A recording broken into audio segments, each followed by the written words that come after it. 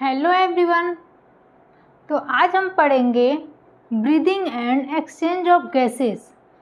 हिंदी में क्या बोलते हैं? श्वास और गैसों का आदान प्रदान। यानी हम किस तरह से सांस लेते हैं, सांस किस तरह से लेते हैं, रिस्पायरेशन की प्रक्रिया किस तरह से होती है हमारे बॉडी के अंदर, उसको पढ़ेंगे। और जब रिस्पायरेशन होती है, जब सांस लेते हैं, तो उसमें गैसों का आदान प्रदान होता है, यानी एक्सचेंज ऑफ गैसेस, गैसों का एक्सचेंजिंग होता है। वो किस तरह से होता है, कौन सी गैस एंटर करती है, कौन सी गैस बाहर निकलती है, इसको पढ़ेंगे आज के चैप्टर में। तो हमारे साथ आप लोग वीडियो में बने रहिएगा, क्योंकि लास्ट में हम कुछ MCQ भी सॉल्व कराएंगे। जो इस वीडियो को अच्छे से देखेगा वही उस MCQ को सॉल्व कर पाएगा। वो ऐसा MCQ है जो हर एक एग्जाम में, कोई भी कंपटीशन लेवल का आपका एग्जाम हो, वो हर एक एग्जाम में वो पूछा जाता है। तो हम लास्ट में उसको सॉल्व करवाएंगे, वीडियो को अच्छे से देखिएगा। तो पहला आपका क्या है? ब्रीदिंग। ब्रीदिंग का मतलब क्या होता है? ब्रीदिंग को रिस्पायरेशन भी बोलते हैं, यानी श्वसन। हम श्वसन किस तरह से करते हैं, सांस किस तरह से लेते हैं। तो अभी तक नॉर्मल क्लास हम लोग यही जानते थे कि ऑक्सीजन को लेना, ऑक्सीजन को इन करना, और CO2 यानी कार्बन डाइऑक्साइड को बाहर निकालना, वो क्या होता है? हमारा रिस्पायरेशन होता है, यानी ब्रीदिंग होती है। ये तो सभी जानते हैं, ऑक्सीजन को लेना और CO2 को बाहर निकालना। लेकिन ऑक्सीजन को तो ठीक है ले रहा है, इस वायु में बहुत सारे गैस प्रेजेंट हैं। जैसे क्या हो गया आपका, ऑक्सीजन भी है, कार्बन डाइऑक्साइड भी है, नाइट्रोजन भी है, बहुत सारे गैस प्रेजेंट हैं। तो क्या उसमें से हम सिर्फ ऑक्सीजन को ही इंटर करते हैं, सिर्फ ऑक्सीजन को ही ग्रहण करते हैं? ऐसा तो हो नहीं सकता है कि सिर्फ इस वायु में इतने सारे गैस हैं और सिर्फ हम ऑक्सीजन को ही ग्रहण करें। तो यानी हवा में जितने भी गैस हैं सबको हम इंटर करते हैं। इसलिए हम ये नहीं बोलेंगे कि ऑक्सीजन को इन करते हैं, हम बोलेंगे एयर, यानी हवा को इन करते हैं और उसी हवा को बाहर निकालते हैं। उस हवा के साथ जो भी गैस है, उस हवा में जो भी गैस है, उसको हम एंटर करते, फिर उसको मतलब शरीर से फिर बाहर निकालते हैं रिस्पायरेशन के थ्रू। उसी को क्या बोलते हैं? रिस्पायरेशन। यानी air in and air out, हवा का बाहर निकलना और अंदर जाना, ही क्या कहलाता है? रिस्पायरेशन, श्वसन कहलाता है। अब देखिए, जब भी हम रिस्पायरेशन करते हैं, यानी श्वसन यानी ब्रीदिंग करते हैं, सांस लेते हैं, तो हमारे चेस्ट में कुछ मूवमेंट होती है। अपने चेस्ट पे हैंड रखेंगे और हम सांस लेंगे, फिर छोड़ेंगे, देखेंगे कुछ मूवमेंट हो रही है, यानी हमारा जो चेस्ट है अप हो रहा है, डाउन हो रहा है, ऊपर की तरफ उठ रहा है और नीचे की तरफ उठ रहा है। तो जो भी क्यों ऐसा हो रहा है? क्योंकि इसमें एक प्रोसेस है, किस तरह से हो रहा है, यानी ये जितने भी प्रोसेस हो रही है, हवा किस तरह से ले रहे हैं, फिर अंदर ले रहे हैं, फिर बाहर छोड़ रहे हैं, और हमारे चेस्ट का मूवमेंट होना, ये सब क्या होता है कि रिस्पायरेटरी ऑर्गन के थ्रू होता है। यानी श्वसन तंत्र के द्वारा हमारे मतलब सांस लेते हैं और सांस छोड़ते हैं, और सांस के जो लेते हैं, जो हवा लेते हैं, उस हवा में जो गैस होती है उसको कैसे उसमें से ऑक्सीजन लेते हैं और कार्बन डाइऑक्साइड को बाहर निकाल देते हैं, वो सारी प्रोसेस क्या कहलाते हैं? रिस्पायरेटरी ऑर्गन, यानी श्वसन अंग,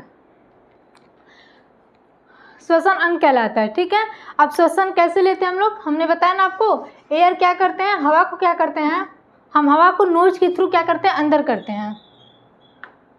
एयर को क्या करते हैं? नोज के थ्रू, यहाँ पे हमने दिखा हुआ है, जैसे ये नजल कैविटी है, यहाँ पे नाक है आपका, इस नाक के थ्रू क्या करते हैं? हवा को एंटर करते हैं, और ये हवा से होते हुए कहाँ जाता है? नाक से होते हुए कहाँ जाएगा? हमारा ट्रैकिया में जाता है। ये हमारा ट्रैकिया है, ठीक है, इस ट्रैकिया में जाएगा हवा, फिर इस ट्रैकिया से होते हुए दोनों साइड में क्या हो जाएगा, मतलब अलग अलग पार्ट में डिवाइड हो जाएगा, जिसको विंड पाइप, इसको विंड पाइप भी बोलते हैं। ठीक है, ट्रैकिया से होते हुए हमारे लंग्स में जाएंगे, और लंग्स में जब जाएंगे तो सारे गैस, हवा में तो सारे गैस प्रेजेंट होते हैं, तो जब लंग्स में जाएंगे तो लंग्स में क्या होता है? हमारे ब्लड वेसल्स होते हैं, ब्लड होते हैं। तो ब्लड क्या करेंगे? उस हवा से सिर्फ और सिर्फ ऑक्सीजन को ले लेंगे, उसमें से ऑक्सीजन को ले लेंगे, अब बाकी फिर जो हवा है उसमें जो भी गैस प्रेजेंट है उसको क्या करते हैं? बाहर निकाल देते हैं। ठीक है, तो ऑक्सीजन वो ले लेते हैं, फिर ब्लड क्या करता है? उसमें हीमोग्लोबिन प्रेजेंट होता है ब्लड में, और उसी हीमोग्लोबिन के कारण ही क्या करता है? ब्लड ऑक्सीजन को ले लेता है, बाकी हमारे बॉडी के जितने भी सेल्स हैं, सबके पास टिश्यू है, उसके पास पहुंचा देता है, और फिर उसके बाद से उसमें प्रोसेस होती है, किस तरह से उसमें ग्लूकोज से ऑक्सीजन को ग्लूकोज में तोड़ देना, फिर उसमें से कार्बन डाइऑक्साइड बनता है, वाटर बनता है, एनर्जी मिलता है, जिससे हमारी बॉडी काम करती है। तो ये सारी प्रक्रिया किस में होती है? हमारी लंग्स में होती है। तो बारी बारी से हम सबको डिफाइन करेंगे, क्या नोज क्या में नजल कैविटी जो होती है, नोज के थ्रू जो भी प्रोसेस होता है इसको नजल कैविटी बोलते हैं, यानी नजल कैविटी में जाती है, फिर उसके बाद ट्रैकिया में जाती है, उसके बाद से हमारे लंग्स में जाते हैं। ये सब प्रोसेस किस तरह से होती है इसको हम पढ़ेंगे। तो पहले हम देखते हैं जो रिस्पायरेशन है, जो श्वसन है, जो सांस लेने की प्रक्रिया है, वो दो टाइप से कंप्लीट होती है। फर्स्ट होता है आपका एरोबिक, सेकंड होता है एनएरोबिक रिस्पायरेशन। एरोबिक रिस्पायरेशन को हिंदी में क्या बोलते हैं? आपसी श्वसन, और एनाएरोबिक रेस्पिरेशन को क्या बोलते हैं? अनाक्षी श्वसन। अनाक्षी श्वसन। इसको हम हिंदी और इंग्लिश दोनों पढ़ाते चल रहे ताकि हिंदी वाले मीडियम के बच्चों को कोई प्रॉब्लम्स ना हो। ये रेस्पिरेशन की प्रक्रिया कितने प्रोसेस में कंप्लीट होती है? 2 टाइप की होती है। पहला एरोबिक रेस्पिरेशन और सेकेंड आपका कौन सा होता है? एनाएरोबिक।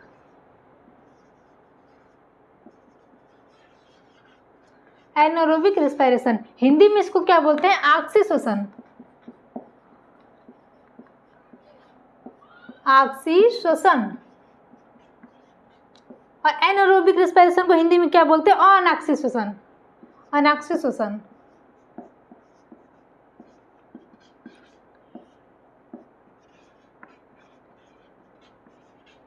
ठीक है, एरोबिक रेस्पिरेशन और एनाएरोबिक रेस्पिरेशन।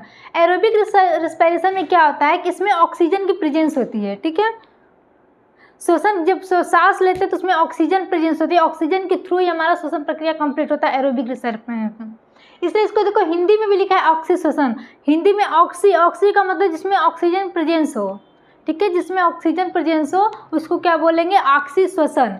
तो यानी एरोबिक रेस्पिरेशन के थ्रू क्या होता है? ऑक्सीजन प्रेजेंस होती है और वो ऑक्सीजन क्या करता है? जब ऑक्सीजन ब्लड के थ्रू हमारे सेल्स के पास, टिश्यू के पास पहुंचते हैं तो फिर हमारे सेल्स क्या होते हैं? ग्लूकोज होती है। ऑक्सीजन क्या करते हैं? ग्लूकोज में मिल जाते हैं और ग्लूकोज को तोड़ देते हैं। ठीक है, ग्लूकोज को तोड़ने के बाद क्या मिलता है? कार्बन डाइऑक्साइड मिलता है, वाटर मिलता है और फिर क्या मिलता है? एटीपी मिलता है, जिससे एनर्जी मिलती है, हमारा बॉडी पूरी तरह से काम करता है। तो उस कार्बन डाइऑक्साइड को मिलता है, फिर उस कार्बन डाइऑक्साइड को क्या करता है? वो लंग्स में भेज देता है, फिर लंग्स के थ्रू वो बाहर निकल जाता है। लंग्स के थ्रू ट्रैकिया में जाता है और फिर ट्रैकिया के थ्रू, नोज के थ्रू क्या होता है? बाहर निकल जाता है। तो ये हमारा एरोबिक रेस्पिरेशन में होता है। इसमें क्या होता है? O2 प्रेजेंट होता है। ठीक है, और क्या होता है? जो ग्लूकोज होता है, ऑक्सीजन क्या करता है? ग्लूकोज का फॉर्मूला क्या होता है? ग्लूकोज का फॉर्मूला होता है C6H12O6। ये क्या करता है? ऑक्सीजन के साथ में, ऑक्सीजन इसके साथ मिलकर तोड़ देता है और फिर क्या बन जाता है? CO2 carbon dioxide plus H2O plus ATP, यानी एडिनोसिन ट्राइफॉस्फेटेज, जिससे एनर्जी बनती है। हमारी बॉडी को एनर्जी की नीड होती है। तो ये प्रक्रिया होती है आपके एरोबिक रेस्पिरेशन में। और जब ये प्रोसेस होती है तो इसमें बहुत ही ज़्यादा अधिक मात्रा में एनर्जी का प्रोडक्शन होता है। ठीक है, एनर्जी का बहुत ज़्यादा प्रोडक्शन होता है। अब हम देख रहे हैं जो एनाएरोबिक रेस्पिरेशन है, यानी जो अनाक्षी श्वसन है, उसमें क्या होती है? इसमें श्वसन के दौरान क्या होता है? इसमें ऑक्सीजन प्रेजेंस नहीं होता है। इसमें ऑक्सीजन प्रेजेंस नहीं होता है।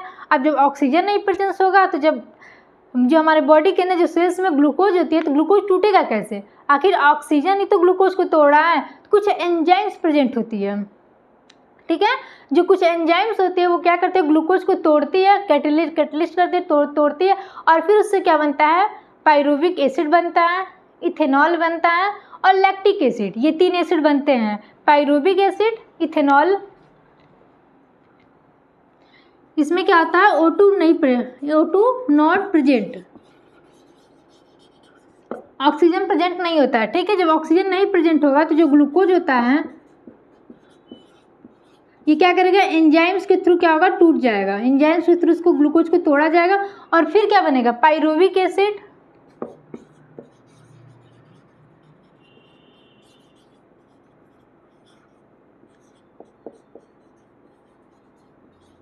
इथेनॉल। ठीक है, पायरुविक एसिड, इथेनॉल और क्या होता है? लैक्टिक एसिड बनता है।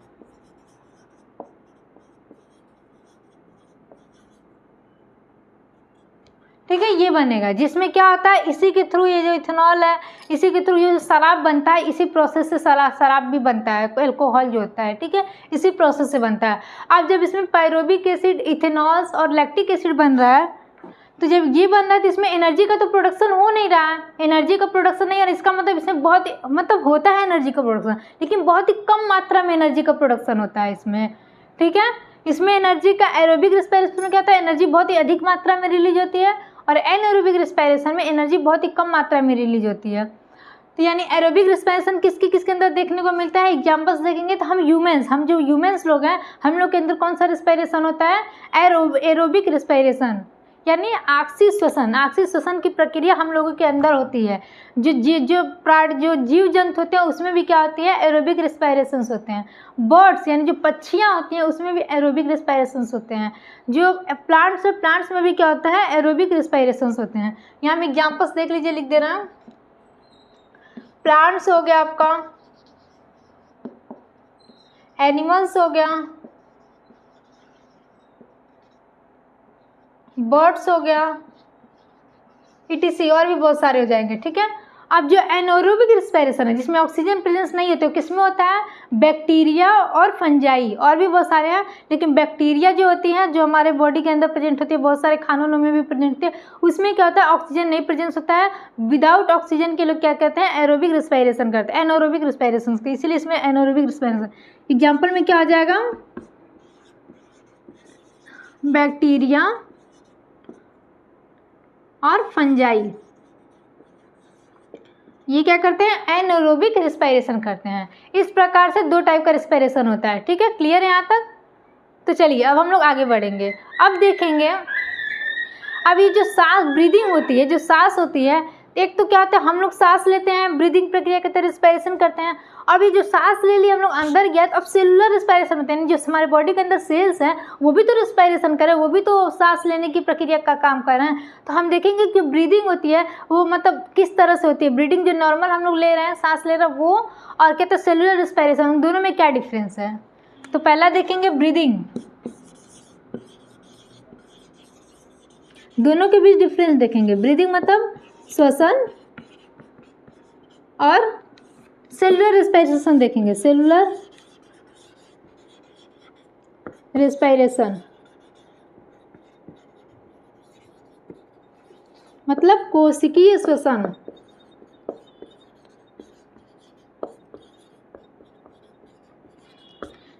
ठीक है, यानी श्वसन जो नॉर्मल हम लोग लेते हैं फिर बॉडी के अंदर जाते हैं, तो कोशिका के द्वारा श्वसन किस तरह से, इन दोनों के बीच डिफरेंस देखते हैं। तो जब हम लोग क्या करते हैं, ये फिजिकल प्रोसेस है, जो ब्रीदिंग करते हैं हम लोग, ये ले रहे हैं, ये क्या है, फिजिकल प्रोसेस है, फिजिकली तरह से हो रहा है। हम लोग सांस ले रहे हैं, तो ये कहते हैं ब्रीदिंग है, नॉर्मल रेस्पिरेशन है। उसके बाद हम जब सांस ले बॉडी के अंदर गया, उसके बाद हमारी सेल्स जो होती है, सेलुलर रेस्पिरेशन होता है, वो किस तरह से होता है, वो केमिकल रेस्पिरेशन होता है, केमिकल प्रोसेस होता है, यानी केमिकल्स के थ्रू होता है। ठीक है, ब्रीदिंग में क्या हुआ, ऑक्सीजन लिए, CO2 बाहर कर दिए। लेकिन जो सेलुलर रेस्पिरेशन होता है उसमें क्या होता है कि अब जो बॉडी के अंदर ऑक्सीजन गया तो वो क्या सेल्स के पास जाएगा, तो ऑक्सीजन को क्या करेगा, हमने बताया था अभी पिछले में, अभी स्टार्टिंग में पहले बताया था कि जो ऑक्सीजन क्या कहते हैं, ग्लूकोज को तोड़ता है, फिर कार्बन डाइऑक्साइड, वाटर और ATP बनता है। तो ये क्या करे, एक तरह से केमिकली प्रोसेस हो रहा है। तो सेलुलर रेस्पिरेशन इस तरह से होता है। उसके बाद से जब हम लोग ब्रीदिंग करते हैं, रेस्पिरेशन जब नॉर्मल होता है तो उसमें क्या होता है, एनर्जी की रिलीज नहीं होती, एनर्जी नहीं। अब हम लोग सांस ले रहे हैं और सांस छोड़ रहे हैं, तो इसमें कौन सा एनर्जी की हमें नीड है, इसमें तो कोई एनर्जी की नीड ही नहीं है। लेकिन जब सेलुलर रेस्पिरेशन होता है, जब कोशिकीय श्वसन होता है, तो उसमें क्या होती है, एनर्जी, इसमें एनर्जी का रिलीज होता है। ठीक है, एनर्जी बनती है। हमने बताया ना ATP का प्रोडक्शन होता है, जब ग्लूकोज से ऑक्सीजन तोड़ता है ग्लूकोज में, तो क्या करता है, ATP का निर्माण होता है। यानी इसमें क्या होता है, एनर्जी की रिलीज होती है, एनर्जी बनती है। ठीक है, अब देखिए जो ब्रीदिंग है, हर एक जितने भी एनिमल्स हैं सब में ये जो ब्रीदिंग की प्रोसेस है अलग अलग प्रकार की होगी। कि जितने भी एनिमल्स हैं, अभी हम बताएंगे कौन कौन से एनिमल्स किस तरह से श्वसन प्रक्रिया करते हैं, तो सब में अलग अलग तरह से होती है। लेकिन जो सेलुलर रेस्पिरेशन है, जो कोशिकीय श्वसन होते हैं, वो हर एक एनिमल में सेम होती है। एक ही जैसे सेलुलर रेस्पिरेशन हर एक एनिमल्स में होती है। तो ये आपको होगा ब्रीदिंग और सेलुलर रेस्पिरेशन, यानी रेस्पिरेशन, श्वसन और कोशिकीय श्वसन, इन दोनों के बीच डिफरेंस समझ में आ गया। यहाँ तक क्लियर हो गया। अभी हम देखेंगे कि कौन कौन से एनिमल्स में किस तरह की रेस्पिरेशन होती है, रेस्पिरेशन की प्रक्रिया क्या होती है। जितने भी एनिमल्स हैं डिफरेंट टाइप के, सबके अंदर अलग अलग की प्रक्रिया होती है। जैसे आपका हो गया फिश, मछली के अंदर श्वसन प्रक्रिया किस तरह से होती है, तो मछली में क्या प्रेजेंट होते हैं, गिल्स प्रेजेंट होते हैं, जिसके थ्रू वो क्या करते हैं, सांस लेते हैं। ठीक है, फिश क्या करती हैं, फिश के अंदर श्वसन की प्रक्रिया किसके थ्रू होती है, गिल्स के थ्रू। मछली के अंदर गिल्स होता है, जिसके थ्रू क्या कहते हैं, सांस लेती हैं। उसके बाद आपका आ गया कैटरपिलर्स होती हैं, जो छोटी सी कीड़ा होती है, आपने देखा होगा लकड़ी वगैरह पे ज़्यादातर होती हैं। उसको कैटरपिलर जो होता है वो किस तरह से सांस लेती हैं, उनके बॉडी पे मतलब स्पाइरकल होते हैं, जो उसके थ्रू क्या करते हैं, स्पाइरकल के थ्रू क्या करते हैं, वो श्वसन प्रक्रिया करते हैं, सांस लेते हैं। उसके बाद से आपका आ गया स्पाइडर। स्पाइडर को क्या बोलते हैं, जो मकड़ी, हम लोग अपने घर में मकड़ी देखते हैं, मकड़ी के अंदर किस तरह से होती है श्वसन प्रक्रिया, तो मकड़ी के अंदर बुकलंग प्रेजेंट होती है, वो अपने बुकलंग के थ्रू क्या करती हैं, श्वसन प्रक्रिया करती है, रिस्पायरेशन की प्रोसेस करती हैं। ठीक है, कैटरपिलर में किसके थ्रू होती हैं, स्पाइरकल्स के थ्रू, स्पाइरकल। ठीक है, अब आपका आ गया मकड़ी यानी स्पाइडर। इसमें क्या प्रेजेंट होता है, बुकलंग। ये बुकलंग के थ्रू क्या करता है, श्वसन की प्रक्रिया करता है। स्पाइडर क्या करता है, मकड़ी बुकलंग के थ्रू क्या करता है, अपना श्वसन की प्रक्रिया कंप्लीट करता है। अब उसके बाद देखेंगे हम लोग जो चिकन यानी जो मुर्गी होती है, मुर्गी या फिर मुर्गा जो भी समझ लो, इन लोगों के अंदर श्वसन की प्रक्रिया किस तरह से होती है। तो इन लोगों के अंदर जैसे हम लोग लंग्स के थ्रू क्या करते हैं, सांस लेते हैं, श्वसन की प्रक्रिया करते हैं, वैसे जो चिकन्स होती हैं उन लोगों के अंदर भी लंग्स के थ्रू होता है, लेकिन उन लोगों के लंग्स में क्या प्रेजेंट होते हैं, सैक, एयर सैक प्रेजेंट होते हैं। ठीक है, उन लोगों के लंग्स में एयर सैक प्रेजेंट होते हैं और वो लंग्स के थ्रू क्या करते हैं, सांस लेते हैं। उसके बाद से नेक्स्ट हम लोग देखेंगे स्पॉन्ज।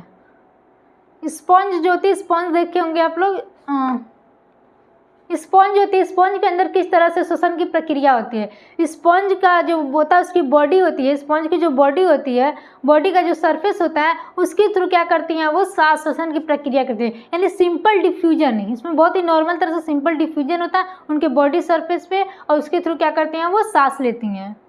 ठीक है, तो इस तरह से सारे एनिमल्स देखे ना, जितने भी एनिमल्स हैं सबके अंदर रिस्पायरेशन की प्रक्रिया अलग अलग हो रही है, लेकिन इनके बॉडी के जो सेल्स प्रेजेंट होंगे, सेलुलर रिस्पायरेशन होगा, उसमें जो प्रक्रिया होगी वो सबके अंदर एक ही जैसी होगी, किसी की अलग नहीं, सबकी सेलुलर रिस्पायरेशन सेम होगी, सिर्फ और सिर्फ रिस्पायरेशन अलग होता है।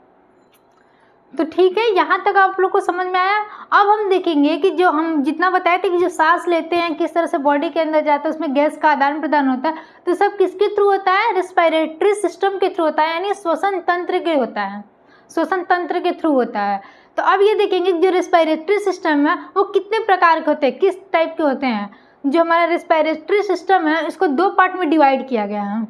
ठीक है, रिस्पायरेटरी सिस्टम को, श्वसन तंत्र को कितने पार्ट में डिवाइड किया गया है, तो श्वसन तंत्र को दो पार्ट में डिवाइड किया गया है।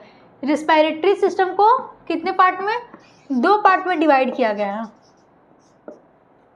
फर्स्ट कौन सा होता है, अपर रिस्पायरेटरी सिस्टम यानी ऊपरी श्वसन तंत्र, और सेकेंड कौन सा होता है आपका, लोअर रिस्पायरेटरी ट्रैक्ट। ठीक है, या फिर लोअर रिस्पायरेटरी ट्रैक्ट, यानी हिंदी में बोलेंगे तो निचली श्वसन तंत्र, ऊपर का और नीचे का, दो टाइप का, दो पार्ट में डिवाइड किया गया श्वसन तंत्र को, ऊपर की तरफ का और नीचे की तरफ का। जैसे आपका क्या हो गया, ये आपका हो गया, हाँ ये आपका हो गया नजल कैविटी, ये हो गया। फिर ओरल कैविटी होता है, जैसे माउथ से भोजन करते हैं, फिर ऊपर से वो लेते हैं। तो पहला हो गया आपका नजल कैविटी यानी नाक के छेद, नाक के छेद जो होता है उसके थ्रू जो रिस्पायरेशन की प्रक्रिया होती है वो कौन से में आती है, अपर रिस्पायरेटरी सिस्टम में।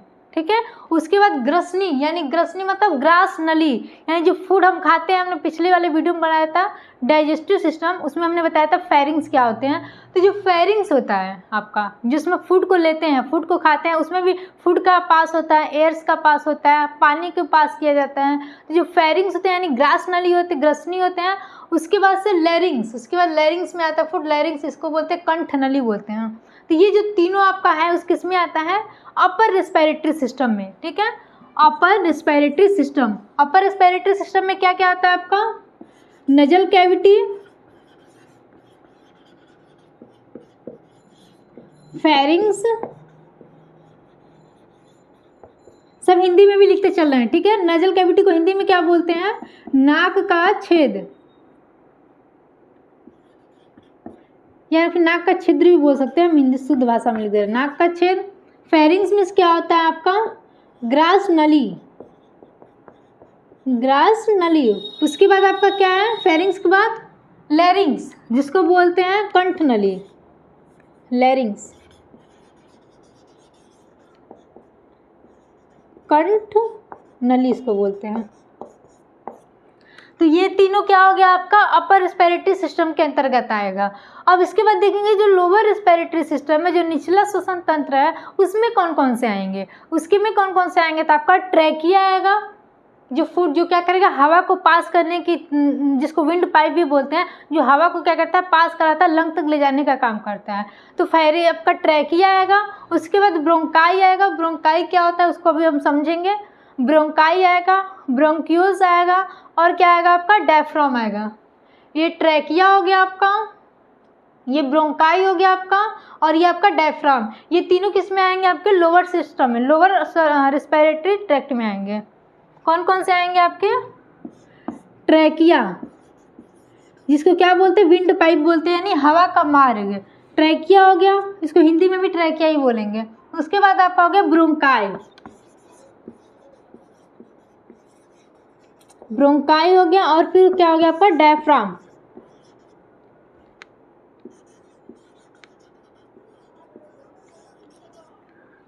ये तीनों आपका किस में आएगा, लोअर रेस्पिरेटरी सिस्टम में। ठीक है, अभी हम इसको देखेंगे। ब्रोंकाई होगा, ब्रोंक्यूल्स भी होता है, ब्रोंक्यूल्स। ये सब हम लाइन बाय लाइन अभी समझते चलेंगे। तो आपका कौन कौन सा था, अपर रेस्पिरेटरी सिस्टम और लोअर रेस्पिरेटरी सिस्टम। अपर में नजल कैविटी आ गया, फेरिंग्स आ गया, और आपका कंठनली यानी लैरिंग्स आ गया। लोअर रेस्पिरेटरी सिस्टम में क्या गया, ट्रैकिया, ब्रोंकाई, ब्रोंक्यूल्स, और आपका डायफ्राम। ये तीनों चारों किस में आएगा, लोअर रेस्पिरेटरी सिस्टम में। अब देखिए, कभी कभी आपने नोटिस किया होगा कि जब डॉक्टर के पास जाते हैं, यानी हमारे सांस लेने में कोई प्रॉब्लम्स होती है, जब सांस लेने में दिक्कत होती है, बहुत ज़्यादा सांस फूलने लगता है, तो हम डॉक्टर को दिखाने जाते हैं। ठीक है, तो जब डॉक्टर के पास जाएंगे, डॉक्टर टेस्ट करने को बोलता है, तो क्या क्या कभी कभी वो लिखेगा URTI। ये सब नॉर्मल लैंग्वेज सब आपको समझाना चाहिए, तो URTI लिखता है, या फिर LRTI लिखता है। तो ये क्या है, URTI क्या होता है, LRTI क्या होता है। URTI का मतलब क्या होता है, upper respiratory tract infection, upper respiratory tract infection, यानी कि जो अपर का पार्ट है, अपर रेस्पिरेटरी ट्रैक्ट इन्फेक्शन का मतलब क्या है कि जो अपर वाला पार्ट है, जो ऊपरी श्वास की नली है, उसमें कोई प्रॉब्लम्स है, उसी का क्या करना है, टेस्ट करना है, उसमें कोई इन्फेक्शन है, उसको टेस्ट करना है। और LRTI का मतलब क्या होता है कि लोअर रेस्पिरेटरी ट्रैक्ट इन्फेक्शन, यानी जो लोअर पार्ट में है, यानी आपके जो ट्रैकिया में, या फिर ब्रोंकाई में, ब्रोंक्यूल्स में, और या फिर डायफ्राम में, अगर इसमें कोई इन्फेक्शन होती है तो डॉक्टर क्या लिखेगा, LRTI। और यदि हमारे नजल कैविटी में, फेरिंग्स में, लैरिंग्स में कोई भी इन्फेक्शन होता है तो डॉक्टर क्या लिखते हैं, URTI। URTI का मतलब अपर रेस्पिरेटरी ट्रैक्ट इन्फेक्शन, और LRTI का मतलब क्या होता है, लोअर रेस्पिरेटरी ट्रैक्ट इन्फेक्शन। यानी अपर में कुछ होगा तो ये लिखेगा, लोअर में लोअर पार्ट में कुछ इन्फेक्शन होगा तो जांच करने के लिए LRTI लिखेगा। ठीक है, तो आपको समझ में आएगा कि रेस्पिरेटरी सिस्टम कितने पार्ट में डिवाइड होते हैं, 2 पार्ट में, अपर रेस्पिरेटरी सिस्टम और लोअर रेस्पिरेटरी सिस्टम। यहाँ तक क्लियर हो गया आप लोगों को, कोई प्रॉब्लम्स, ठीक है, क्लियर है, ओके। फिर तब हम आगे बढ़ते हैं। अब आगे देखेंगे हम कि जो अपर रेस्पिरेटरी सिस्टम में जो आपको बताए थे, नजल कैविटी, फेरिंग्स और लैरिंग्स, इसको हम पढ़ेंगे। फेरिंग्स क्या होते हैं, नजल कैविटी क्या होते हैं, फेरिंग्स क्या होता है, लैरिंग्स क्या होता है, इसको हम देखते हैं।